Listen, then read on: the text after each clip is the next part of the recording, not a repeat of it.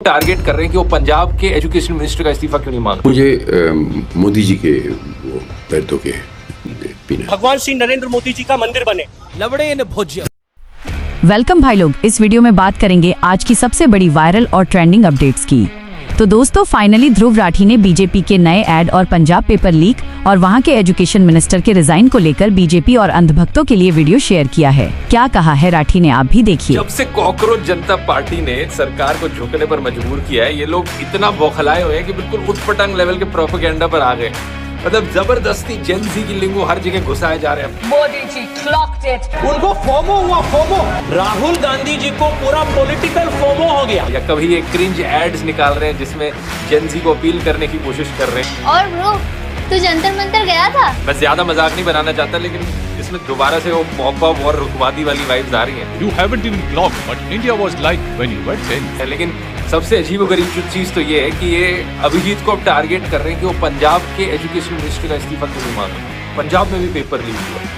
मतलब कहाँ से ये आइडिया सोचते हो? कुछ तो लॉजिक होना चाहिए इसके पीछे। पहली बात, जिस पेपर लीक को लेकर ये लोग हंगामा मचा रहे हैं वो पेपर लीक का केस है ही नहीं। एक्चुअली पेपर लीक नहीं हुआ है वहाँ पे, वो एक हाईटेक चीटिंग स्कैंडल है जहाँ पर कुछ लोगों ने चीटिंग करी थी और उसको लेकर लोग अरेस्ट भी हो गए। लेकिन दूसरी और ज्यादा इंपॉर्टेंट चीज, ऑपोजिशन स्टेट को टारगेट करने के नाम पर एक ऐसी स्टेट को ये टारगेट कर रहे हैं जिसकी रैंकिंग लिटरली नंबर 1 पर आ रही है एजुकेशन में देश में। मजाक नहीं कर रहा। यूनियन सरकार और एनसीईआरटी का खुद का असेसमेंट है, परख राष्ट्रीय सर्वेक्षण असेसमेंट, जिसमें नंबर 1 पर रैंक किया गया पंजाब को ग्रेड 3 और ग्रेड 9 में, और ग्रेड 6 में नंबर 2 पे है केरला के बाद। इसके अलावा एजुकेशन मिनिस्ट्री का खुद का एक परफॉर्मेंस ग्रेडिंग इंडेक्स है स्कूल एजुकेशन के मामले में। यहाँ पर भी पंजाब नंबर 1 रैंक पर आ रहा है। इतना ही नहीं, पंजाब में अब कंप्यूटर फैसिलिटी स्कूलों में 99% पर पहुंच चुकी है और 80% से ज्यादा स्कूलों में अब फंक्शनल स्मार्ट क्लासरूम्स आ गए हैं। ये नक्शे में देखकर बाकी स्टेट से कंपेयर करो क्या हालत है। और ये सारे मैप्स और रिपोर्ट्स आपको नीति आयोग की खुद की वेबसाइट पर मिल जाएंगी। ऐसा नहीं है कि पंजाब सरकार ने खुद से अपनी तारीफ करी है, ये सेंट्रल गवर्नमेंट की रिपोर्ट है। पंजाब की सरकार इतना अच्छा काम कर रही है एजुकेशन में कि वहाँ के टीचर्स को फिनलैंड और सिंगापुर भेजा जा रहा है ट्रेनिंग के लिए। तो मतलब अगर किसी ऑपोजिशन स्टेट को टारगेट ही करना था तो थोड़ा लॉजिक लगा के कोई बेहतर स्टेट चुन लेते टारगेट करने के लिए। यहाँ पर भी मतलब अपने दिमाग का यूज नहीं करना इन अंधभक्तों को। तो दोस्तों,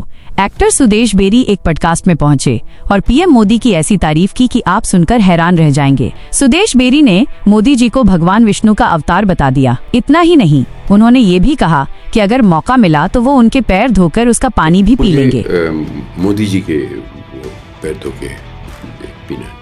तो अगर आप मुझे मिला दें मोदी जी से, मैं तो मिला नहीं, मैं जानता नहीं उनको। वो इंसान नहीं सर, वो विष्णु अवतार है, वो इंसान। इसके बाद इन्होंने जंतर मंतर वाले सीजेपी प्रोटेस्ट पर भी कमेंट किया कि प्रोटेस्ट में मौजूद ज्यादातर लोग पढ़े लिखे नहीं थे। पहले आप उनका ये बयान सुनिए, फिर बताते हैं कि सोशल मीडिया पर लोगों ने इस पर क्या क्या रिएक्शन दिया है। लुखे हैं सब, इनको कुछ नहीं पता, कुछ नहीं। भाई मैं माफ करना, भाई माफ करना, हे भगवान। पीछे कोई बैठे, कोई इंडस्ट्रियलिस्ट को फंड करते हैं, वो ऐसी फटे हुए चप्पल वाले सब ऐसे ही खड़े होकर माइक पे कोई ये कर रहा है, कोई डांस कर रहा है, कोई वो कर रहा है। यहीं से शुरू होते हैं, यहीं पे खत्म हो जाते हैं। Immediate they will be wiped off, ये फना हो जाएंगे सर। तो अब सोशल मीडिया पर लोग कह रहे हैं ये एक्टर सुरेश बेरी हैं, 66 साल की उम्र में काम ढूंढ रहे हैं शायद। ये सुनील शेट्टी प्रो मैक्स हैं। ऐसे ही लोगों के बारे में राहुल गांधी ने कहा था, अंधभक्त को लगता है कि इडियट ही भगवान है। ये फ्लोप एक्टर अपनी जिंदगी बचाने के लिए पावर में बैठे लोगों की चापलूसी कर रहे हैं। तो वहीं दूसरी तरफ Bihar state transgender welfare board ने पीएम मोदी के नाम पर एक मंदिर बनाने के प्रपोजल को मंजूरी दी है और इस प्रपोजल को बोर्ड के मेंबर रंजन सिंह ने पहली मीटिंग में रखा था। दरअसल इनका मानना है कि पीएम मोदी ने ट्रांसजेंडर कम्युनिटी को सम्मान और अधिकार दिलाने का काम किया है, इसलिए उनके नाम पर मंदिर बनाया जाना चाहिए। और ये बोर्ड बिहार सरकार के सोशल वेलफेयर डिपार्टमेंट के अंदर काम करता है। हजारों वर्षों से जो हम लोगों को अधिकार सम्मान नहीं मिला, नरेंद्र मोदी जी के वजह से आज किन्नर समुदाय को बिहार के सचिवालय में बैठने का मौका मिला है। और इसीलिए आज हम लोगों ने प्रस्ताव दिया है कि देश में पटना के जिला में भगवान श्री नरेंद्र मोदी जी का मंदिर बने, क्योंकि हम लोगों को नरेंद्र मोदी जी ही ने ट्रांसजेंडर प्रोटेक्शन एक्ट पास करके आज समानता और सुरक्षा का अधिकार दिया। तब इसी वजह से हम लोगों को सचिवालय में जरा ये मामला भी सुन लीजिए। पिछले कुछ दिनों से जजी प्रोटेस्ट को लेकर कंगना रनौत लगातार बयान दे रही हैं, लेकिन इस बार कंगना का सीधा सामना हो गया इंडिया टुडे की जर्नलिस्ट प्रीति चौधरी से। दरअसल प्रीति चौधरी ने कंगना के उस बयान पर सवाल उठाया जिसमें उन्होंने प्रोटेस्ट में शामिल यूथ को गटर जनरेशन कहा था। प्रीति ने कहा कि कपड़े उतारने की आजादी जैसी बात कहकर आपने साबित कर दिया कि महिलाओं के लिए आपके मन में ज्यादा रिस्पेक्ट नहीं है। तो कंगना ने कहा, आप खुद सड़क पर जाकर अपनी गालियां और कपड़े उतारने की आजादी क्यों नहीं दिखाती? दूसरों की बेटियों को गाली बकने और कपड़े उतारने की आजादी के लिए उकसा रही हो। आप पहले खुद वो सब करके दिखाओ, या ये सब नसीहत सिर्फ गरीबों के बच्चों के लिए है? अगर मैंने आपसे वही करने को कहा जिसका आप खुद सपोर्ट कर रही थी, तो आपको बुरा क्यों लग गया? क्या ये हिपोक्रेसी नहीं है? सिर्फ इंग्लिश बोलने से कोई समझदार नहीं हो जाता। तो इस पर प्रीति चौधरी ने जवाब देते हुए कहा कि उम्मीद है कंगना रनौत आगे से अपने शब्द सोच समझकर चुनेंगी, क्योंकि पब्लिक लाइफ में कही गई बातों का असर बहुत दूर तक जाता है। ये रील मैं मीडिया के बंधुओं के लिए बना रही हूँ, क्योंकि मैंने कुछ प्रोटेस्टर्स को जो कि गटर छाप अनैतिक अश्लील बिहेवियर सड़क पर बच्चों के सामने, बुजुर्गों के सामने, महिलाओं के सामने डिस्प्ले कर रहे थे, उसको नॉर्मलाइज करने से मना किया है कि we do not accept this in this society. हम लोग नहीं चाहते कि हमारे घर के बच्चों को कोई जो है अपनी अश्लील हरकतों से जो है टाइम से पहले सेक्सुअलाइज कर दे। हमारे घर के बुजुर्गों के सामने जो है हमें शर्मिंदगी महसूस कर, हम नहीं इस तरह का बिहेवियर एक्सेप्ट करते हैं, उसको नॉर्मलाइज नहीं होने देंगे। तो मीडिया जो है मेरे खिलाफ गैंगअप कर रही है, कुछ चंद फॉलोअर्स के लिए और चंद कमेंट्स के लिए और कुछ लाइक्स के लिए ये मीडिया वाले इतने ज्यादा बिक चुके हैं। और मैं देख रही हूँ कि कुछ फेमिनिस्ट जो हैं वो एंकर्स कह लीजिए या पूरे एक बुलेटिन कर रहे हैं और मुझे सिखा रहे हैं कि this is a response to what she said because she tagged me. So Kangana ji, you actually lost me at कपड़े उतारने की आज़ादी. The language you used in your post directed at me is despicable. Leave alone Gen Z, you seem to have very little respect for women at all. But this isn't really about me. I hope you choose your words more carefully in the future because your words matter.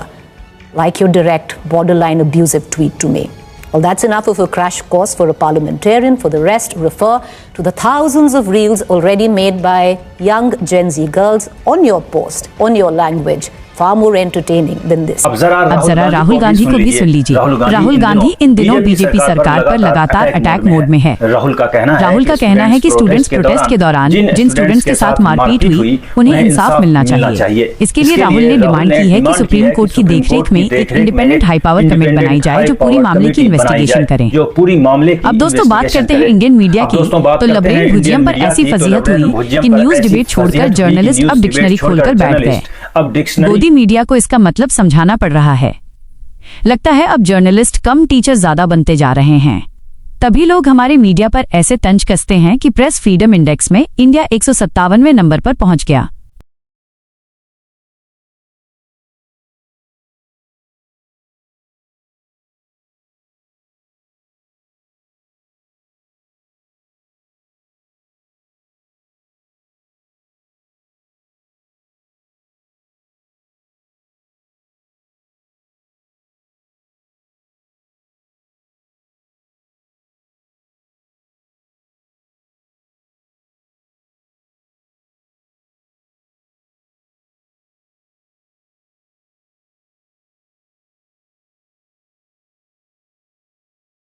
अब बात करते हैं next update की। तो parliament के अंदर BJP के ministers किरण रिजिजू और जितेंद्र सिंह के एक बयान के बाद सोशल मीडिया पर मुलायम सिंह यादव और कार सेवकों पर हुई गोलीबारी वाला पुराना कंट्रोवर्सी फिर से ट्रेंड करने लगा। दरअसल राहुल गांधी की तरफ से लगाए गए एलिगेशन पर रिएक्शन देते हुए मिनिस्टर जितेंद्र सिंह ने कहा कि होम मिनिस्टर किसी प्रोटेस्ट पर सीधी गोली चलाने का ऑर्डर नहीं दे सकते।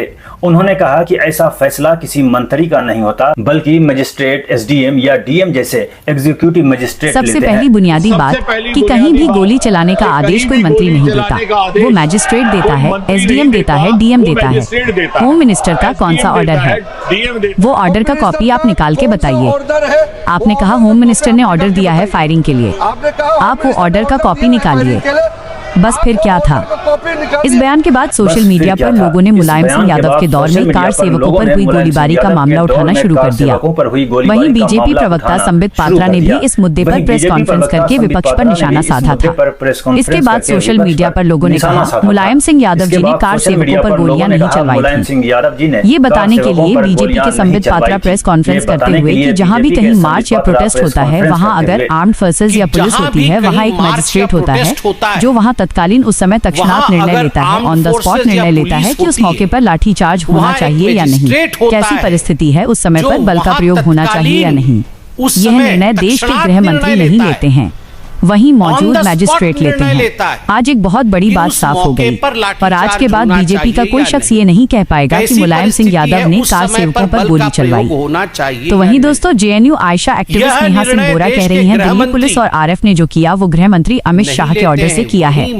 साथ ही मुस्लिम और दलितों को लेकर क्या कह रही हैं, देखिए इस वीडियो में। हम मानते नहीं है कि होम मिनिस्टर के एक्सप्लिसिट परमिशन के बगैर इस तरीके के ऑर्डर्स आरएफ ने कैरी आउट किए, दिल्ली पुलिस ने कैरी आउट किए। एक टेररिस्ट और क्रिमिनल स्टेट की निशानी है। किसी भी तरीके से न दिल्ली में और न देश भर के किसी भी राज्य में हम इस चीज को नॉर्मलाइज होने देंगे। क्या कह रही हैं? देश भर में जो ये एंटी मुस्लिम और एंटी दलित विच हंट हो रहा है प्रोटेस्टर्स का, ये नहीं हो सकता है अगर explicit orders home minister Amit Shah से नहीं आए हैं इस तरीके के विच हंट को कैरी आउट करने के लिए। The commissioner of police of Delhi, the home minister of this country Amit Shah will not be allowed to escape without providing accountability for the injuries to protesters।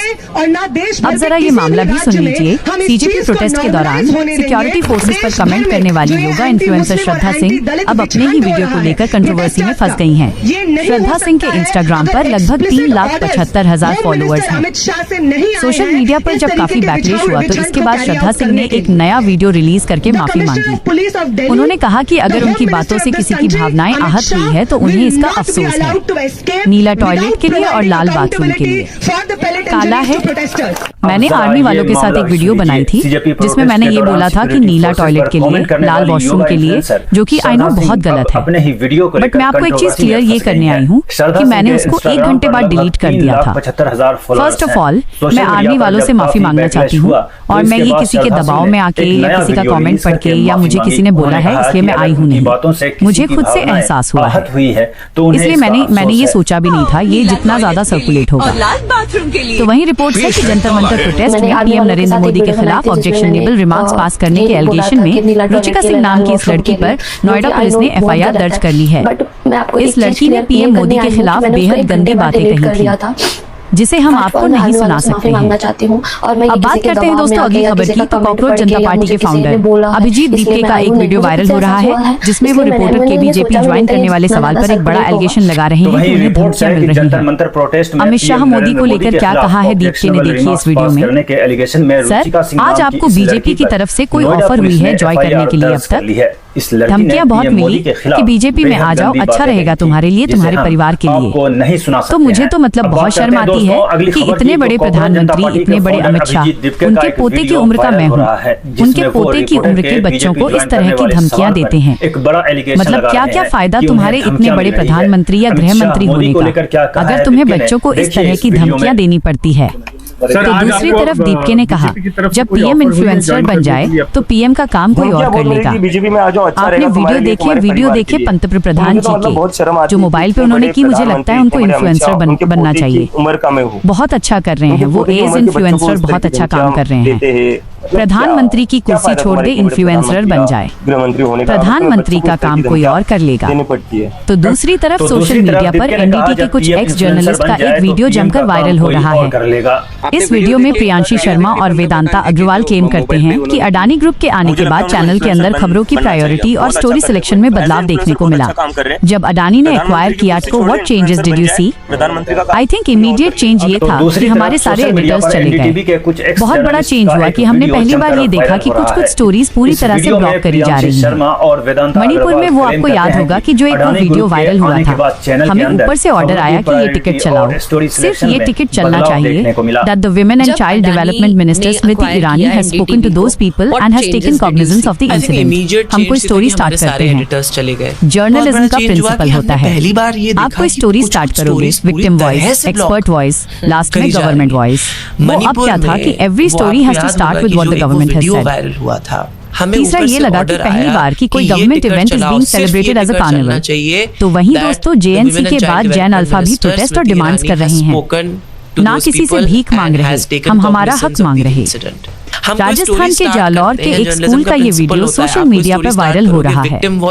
शिक्षा विभाग और सरकार से हमारी ये मांग है कि पीएम श्री स्कूल, और यहाँ पे एक भी टीचर है, सेकंड ग्रेड के एक भी टीचर नहीं है, और फर्स्ट ग्रेड है उनके अंदर 2 टीचर हैं। एक है हिस्ट्री के और एक है हिंदी के, और हिस्ट्री के जो टीचर है वो प्रिंसिपल का पद संभाले, तो उनको भी टाइम मिलता है तो भी पढ़ाते हैं, लेकिन ऑब्वियसली भी काम बहुत है तो वो करने पड़ते हैं। तो उनसे हमारी मांग है सेकंड ग्रेड, फर्स्ट ग्रेड और थर्ड ग्रेड L1 L2 सभी के टीचर लगाएं, वरना तब तक ना तो स्कूल का लॉक खुलेगा, 10 बजे तक कोई नहीं आया तो हम रोड ब्लॉक करेंगे।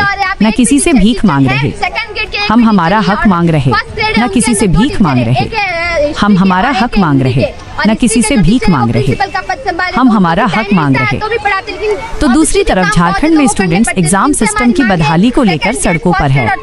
एंकर सुशांत सिन्हा इसको लेकर तंज कस रहे हैं कि कॉकरोच पार्टी वाले वहां स्टूडेंट्स की आवाज बनने कब पहुंच रहे हैं। राहुल जी के पास पूरे देश में एजुकेशन सिस्टम ठीक करने का फॉर्मूला है, तो झारखंड का भी इलाज कर दें। अब जरा एक और बड़ी अपडेट सुन लीजिए।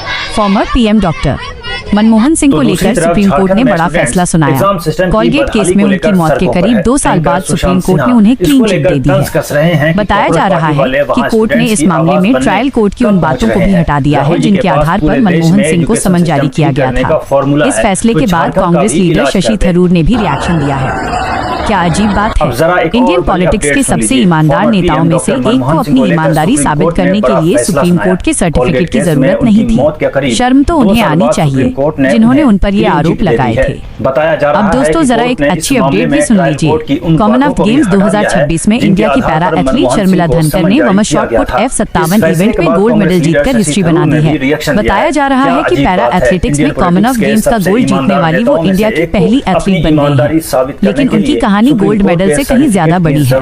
बचपन में पोलियो, फिर डोमेस्टिक वायलेंस और जिंदगी में कई मुश्किलों का सामना करने के बाद उन्होंने हार नहीं मानी। साल 2018 में दोबारा शादी की, फिर 34 साल की उम्र में शॉटपुट शुरू किया और अब कॉमनवेल्थ गेम्स में गोल्ड जीतकर पूरे देश का नाम रोशन कर दिया। अब दोस्तों क्रिकेट वर्ल्ड से एक इमोशनल अपडेट सुन लीजिए। टीम इंडिया के बेहतरीन बल्लेबाज अजिंका रहाणे ने इंटरनेशनल क्रिकेट से रिटायरमेंट का ऐलान कर दिया है। रहाणे ने अपने करियर में कई यादगार पारियां खेली, लेकिन साल 2020-21 के ऑस्ट्रेलिया टूर पर रहने की कैप्टनसी और मेलबर्न टेस्ट की सेंचुरी को शायद ही कोई क्रिकेट फैन भूल पाए। उनकी कैप्टनसी में ही इंडिया ने ऑस्ट्रेलिया को उसी की जमीन पर हिस्टोरिक टेस्ट सीरीज में हराया था। अब जरा मोहम्मद इरफान से जुड़ी एक अपडेट भी सुन लीजिए। जंतर मंतर प्रोटेस्ट के दौरान वायरल हुए मोहम्मद इरफान ने अब अपना इंस्टाग्राम अकाउंट बना लिया है। दरअसल इरफान ने एक इमोशनल वीडियो शेयर करके लोगों से जुड़ने की अपील की है। वीडियो में उन्होंने कहा कि प्रोटेस्ट के बाद देश भर से उन्हें जो प्यार और सपोर्ट मिला है उसके लिए वो सभी का दिल से शुक्रिया अदा करते हैं। साथ ही उन्होंने लोगों से उनके ऑफिशियल इंस्टाग्राम अकाउंट से जुड़ने की भी अपील की है। हाय दोस्तों, मैं मोहम्मद इरफान, सलाम, सत श्री अकाल, जय भीम, नमस्कार। मेरी ओरिजिनल आईडी है और हम सब इस देश के लिए एक बेहतर सोच ले आएंगे। संगीत, अगर आप मुझसे सहमत हो, जुड़ना चाहते हो तो ये मेरी ओरिजिनल इंस्टाग्राम आईडी है। जीवन की पहली सोशल आईडी है। और संगीत, मैं क्या कहूँगा, मैं साफ नजरी से इस दुनिया को देखता हूँ, सबका भला चाहता हूँ। मेरी बातें कई दफा कड़वी लग सकती है, संगीत गाना गाने की आवाज, लेकिन उस बात को समझिए मैं कहना क्या चाहता हूँ। खुदा की कसम, अगर मैंने अपना दिल दुखाया हुआ है तो उस अल्लाह की बारगाह में मैं आपका गद्दार रहूंगा। गाना गाने की आवाज और माफी का हूँ। जय हिंद, जय संगीत भारत। अपडेट में दोस्तों हंसी आज इतना ही। ऐसे ही वायरल खबर और ट्रेंडिंग अपडेट्स के लिए चैनल को सब्सक्राइब कीजिए और वीडियो ज्यादा से ज्यादा लोगों तक पहुंचे। इसके लिए वीडियो को लाइक, कमेंट, शेयर कीजिए। मिलते हैं आपसे नेक्स्ट वीडियो में नेक्स्ट अपडेट के साथ। तब तक के लिए जय। अपडेट में दोस्तों आज इतना ही। ऐसे ही वायरल खबर और ट्रेंडिंग अपडेट्स के लिए चैनल को सब्सक्राइब कीजिए और वीडियो ज्यादा से ज्यादा लोगों तक पहुंचे, इसके लिए वीडियो को लाइक, कमेंट, शेयर कीजिए। मिलते हैं आपसे नेक्स्ट वीडियो में नेक्स्ट अपडेट के साथ। तब तक के लिए जय हिंद,